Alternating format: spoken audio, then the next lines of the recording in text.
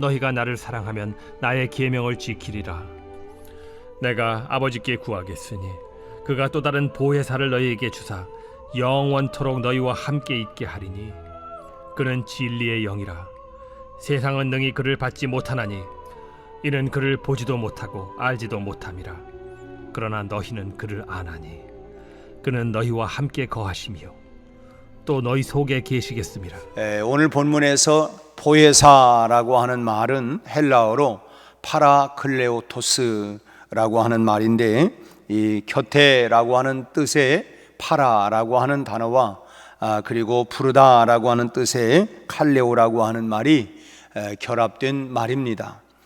즉 청함을 받은 자라고 하는 뜻을 가지고 있는 말이 바로 보혜사라고 하는 말인데, 이 말을 우리말로 한다고 하면 위로자, 대언자 또는 중보자라고 하는 등으로 번역을 할 수가 있습니다. 다시 말하면 도와주기 위해서 우리 곁에 계신 분이라고 하는 뜻이 바로 보혜사라고 하는 말입니다. 그런데 이 보혜사에 관해서 오늘 본문 16절의 말씀 보면 예수님께서 뭐라고 말씀하냐면 16절을 같이 한번 읽겠습니다. 내가 아버지께 구하겠으니 그가 또 다른 보혜사를 너희에게 주사 영원토록 너희와 함께 있게 하리니. 영원토록 너희와 함께 있겠다. 우리 곁에서 도와주시는 분, 그분이 바로 보혜사라고 했는데, 문제는 여기 또 다른 보혜사라고 하는 말이 있습니다. 그러니까 이미 보혜사가 계셨고 또 이제 제2의 보혜사를 보내주시겠다라고 하는 말씀인데, 그래서 혹시나 이제 이런 부분에서 이단들이 이제 이런 말씀을 가지고 예수님이 보혜사였는데 이제 또 다른 보혜사를 보냈다, 그게 바로 나다 뭐 해가지고 이렇게 또 이단들이 이렇게 편의 바이러스처럼 편의 해석을 이렇게 하는 경우들이 종종 있습니다. 그런데 여기서 보혜사는 이미 계셨던 보혜사는 바로 예수님이시고, 또 예수님은 바로 우리의 구원을 위해서 하나님으로부터 청함을 받으신 분이십니다. 그래서 이 세상에 오셨고, 그렇다면 지금 예수님이 말씀하고 계신 또 다른 보혜사, 다시 말하면 제2의 보혜사는 누구냐? 그분은 바로 성령 하나님을 말씀하시는 것입니다. 어떤 교주를 말하는 게 아니라, 어떤 영감을 받고 능력을 받았다는 사람이 아니라, 바로 또 다른 보혜사는 바로 그 성령 하나님을 말씀한다는 거예요. 성령을 여러 가지로 우리가 설명할 수 있겠습니다만은 오늘 본문 말씀에서 나오는 이 성령의 특징에 대해서 몇 가지 좀 살펴보도록 하겠습니다. 첫째로 성령은 어떤 특징을 갖고 있느냐? 오늘 17절 말씀을 보면 그는 진리의 영이라고 말씀하고 있습니다. 진리의 영이다. 그 칼빈이라고 하는 신학자는 진리의 스승이다. 진리의 스승. 진리를 가르쳐주는 그런 스승이 바로 이제 그렇게 말씀을 했는데, 우리 믿는 자들이 성령을 통해서 내면적으로 이제 가르침을 받기 전에는 우리의 마음에 여전히 허영과 거짓으로부터 벗어날 수가 없다. 그러니까 진리의 영이 우리 안에 들어와서 우리를 환히 비춰줘야만이 우리가 거짓과 허영에서부터, 죄에서부터 우리가 벗어날 수가 있다라고 하는 것입니다.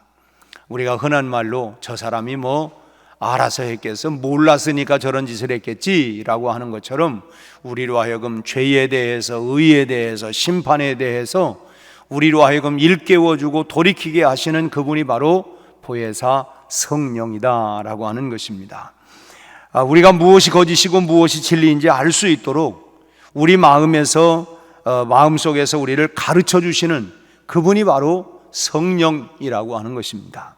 우리가 죄를 지려고 할 때에 또는 우리가 딴 길로, 곁길로 나가려고 할 때에 언제나 들려오는 이 마음속에 깊은 곳에서부터 우러나오는 소리, 양심의 소리든 어쨌든 그러면 안 되지, 너 그건 죄야, 이렇게 우리 마음 내면에 들려주시는 그런 음성, 그런 소리, 그게 바로 성령의 음성인데, 바로 내가 하려고 하는, 지금 시행하려고 하는 것과 우리 내면 속에 울림으로 오는 그 성령의 음성과 서로 상반된다고 하면 기꺼이 우리는 우리가 생각했던, 우리가 계획했던 것들을 포기하고 성령의 가르침을 우리가 따를 수 있어야 한다라고 하는 것입니다. 그래야 진리에서 우리가 떠나지 않을 수가 있다는 거예요. 그래야만이 죄를 범하지 아니하고 하나님이 기뻐하시는 뜻을 따라서 온전히 살아갈 수 있다고 하는 것입니다.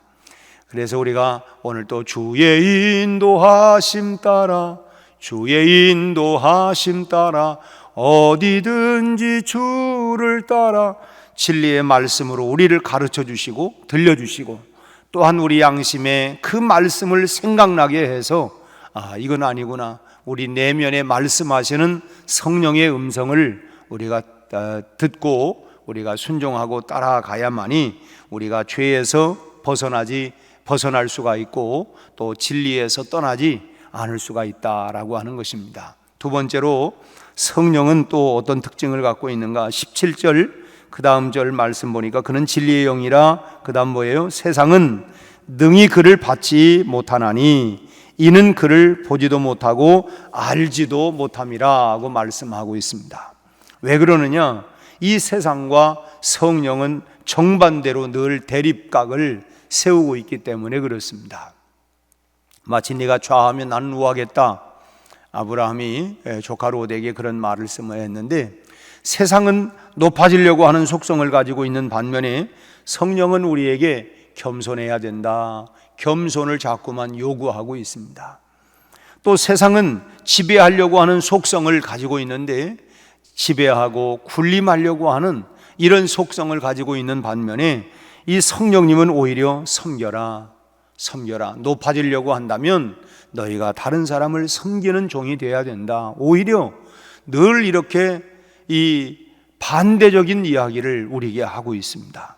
또 세상은 무엇이든지 가져라, 많이 가져야 힘이 있고 무엇이든지 내 마음대로 할 수 있다 라고 이렇게 우리에게 충동을 하는 반면에, 그런데 성령은 무엇이든 나누어라, 주라, 그리하면 후히 주리니 너희들에게 오히려 흔들어 넘치도록 안겨주겠다. 나누어줘라, 그래야 거기에 참된 기쁨이 있다.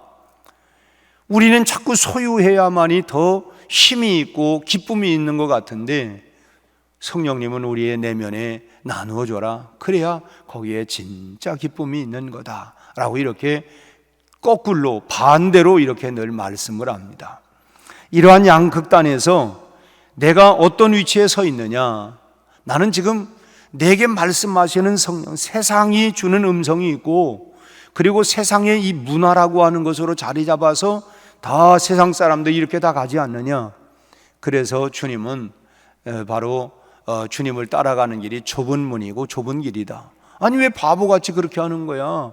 그런데 성령은 우리에게 이 반대적인, 세상과 반대적인 이런 말씀을 우리에게 주기 때문인 것이죠. 그래서 우리는 내가 서 있는 자리로 내 신분을 우리가 확인할 수가 있습니다.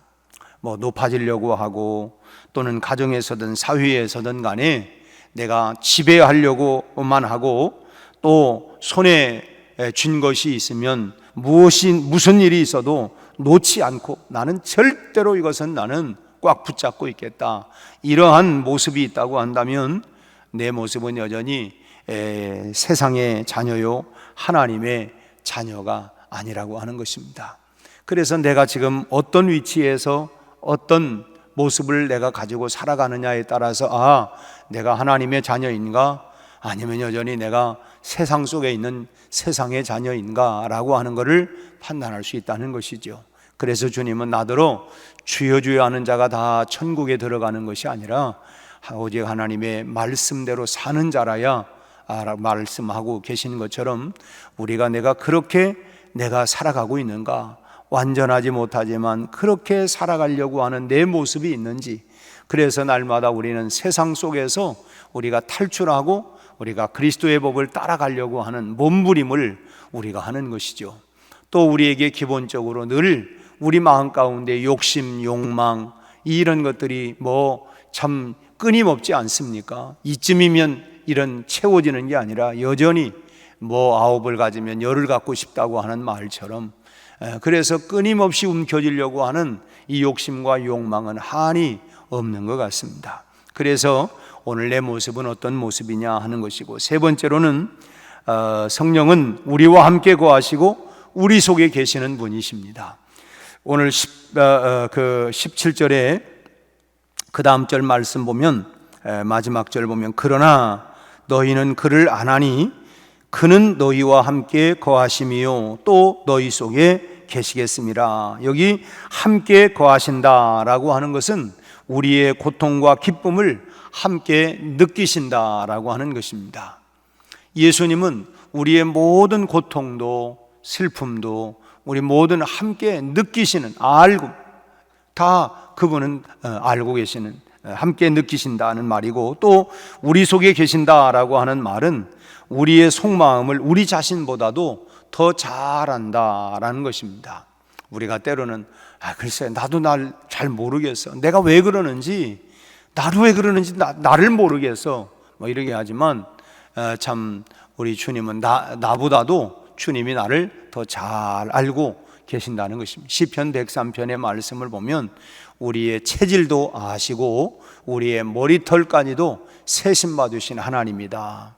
우리의 체질이 어떤 체질인지 그런 것까지도, 우리의 연약함, 그래 인간의 부족함, 그래서 우리 하나님이 오래 참으시는 이유, 그래서 뭐 70번씩 7번이라도 7번씩 70번이라도 이렇게 용서하는 것도 우리가 다 결심을 하고 해도 우리 찬송에 내 힘과 결심 약하여 늘 깨어지기 쉬우니, 우리가 그렇게 결심을 수없이 해도 뭐 우리가 좀 시간 지나면 내가 그렇게 하려고 했는데 마음은 원이로되 참 육신이 약해서, 그래서 우리 곁에 오셔서 우리를 끊임없이 도와주시고 생각나게 하시고 그리고 다시 일으켜 주시고 하시는 분이, 그러기 위해서 참으로 보혜사이신 예수님은 가셨지만, 그러나 제2의 보혜사가 되시는 또 다른 보혜사 성령님이 우리 안에서, 그래서 너희 안에 성령이 거하시는 줄을 너희가 알지 못하느냐. 우리 안에 성령님이 내주하셔서 죄에 대해서, 의에 대해서, 심판에 대해서, 이건 하나님이 기뻐하는 일이 아니다, 이건 너희 욕심이다, 우리 내면에 말씀해 주시는 것이 바로, 하나님의 말씀을 읽거나 들을 때마다 우리 마음 가운데 때로는 찔림이 있기도 하고, 내 마음이 들켜졌네, 내가 몰랐는데 알았네. 이게 사실은 뭐냐면 성령께서 우리가 다 이렇게 앉아있고 하지만은 누가 그랬습니까? 갑자기 우리 마음 가운데 우리 양심을 향해서 말씀의 소리가, 성령의 음성이 우리에게 하는 것은 우리로 하여금 진리 가운데로 이끌어 가기 위해서 성령님이 하시는 일이다라고 하는 것입니다. 여러분, 그래서 로마서 8장 26절 말씀 보면 이와 같이 성령도 우리의 연약함을 도우시나니 우리가 마땅히 빌 바를 알지 못하나 오직 성령이 말할 수 없는 탄식으로 우리를 위하여 친히 간구하시느니라. 어떤 때는 우리가 참 밥을 먹고 싶어도 먹을 기력조차 없어가지고 글쎄 아무것도 넘길 힘조차도 없어. 우리가 너무 아프면 그런 것처럼 우리가 너무 영적인 탈진이 오면 내가 기도할 기력조차도 없는 그것을 아시고 성령께서 우리 곁에서 말할 수 없는 탄식으로 우리를 위하여 친히 간구해 주신다는 것입니다. 그만큼 우리의 연약함도 아시고 우리의 영적 탈진도 아시고, 그래서 내 곁에서 늘 이렇게 도와주시고 돌보아 주시는 분, 우리 찬송에도 나의 등 뒤에서 나를 도우시는 주, 나의 인생길에서 지치고 고나여 쓰러지고 넘어지려고 할 때 새 힘을 주시고 밀어주시는 그분이 바로 보혜사 성령님인 줄로 믿습니다. 그분이 끊임없이 우리를 다시금 일으켜 주시고, 넘어졌어도 다시금 일으켜 주시고 세워주시고, 낙심해도 다시금 또 마음을 추스려서 일으킬 수 있도록, 그래 네 마음 안다, 지쳤지, 속상하지, 참 낙심되지, 그럴 때에 다시금 일으켜 주시는 그분이 바로 우리 성령님이다 라고 하는 것입니다. 여러분, 보혜사 성령님은 우리를 도와주시기 위해서 우리 곁에 언제나 계신 분인 줄로 믿습니다. 내 곁에서 나를 보호하시고 나를 밀어주시고 나를 인도해 주시고 보호해 주시는 분. 우리가 때로는 참 너무너무 고통스럽고 힘들어서 정말 어찌해야 좋을지, 정말 어떻게 해야 좋을는지 알지 못하고 엎어져서 정말 신음만 그렇게 하고 있을 때에도 성령께서 우리를 대신하여 간구하고 있다는 사실을 여러분 꼭 믿으시고, 그래, 아무도 나를 알아주지도 않고 믿어주지도 않고 내 곁을 다 떠난 것 같지만 아닙니다. 여러분, 성도에게는 보혜사 성령님께서 낙심하고 지치고 힘들고 정말 그런 처절한 상황에 있을지라도 보혜사 성령님이 나와 함께하고 계신 줄로 믿으시기를 바랍니다. 그 사실을 믿고 오늘도 우리가 담대하게 기도할 수가 있는 거예요. 내 모든 형편 잘 아시는 주님, 늘 돌보아 주실 것을 내가 확실히 압니다. 나를 위하여 친히 오늘 또 간구하고 계시는, 내가 너무 연약해서 정말 내가 뭐 하나 할 수 없는 이런 상황 속에서도 우리 성령님께서 나를 위하여 그래 힘내라, 용기 내라, 내가 너와 함께 하겠다. 마치 여호수아가 정말 이스라엘의 후계자가 되었을 때 앞이 캄캄해, 세상에 내가 이 백성들을 이끌고 내가 어떻게 나는 할 수가 없습니다. 이럴 때에 참 그에게 하나님께서 강하고 담대해라, 강하고 담대해라, 내가 어디로 가든지 내가 너와 함께 할 거다. 내가 이 말씀에서 떠나지 아니하고 주야로 이 말씀을 붙잡고 묵상하고 지켜 행하기만 하면 염려할 것 없다. 내가 너와 함께 한다. 내가 할 거다. 네가 떠나지만 않으면 된다.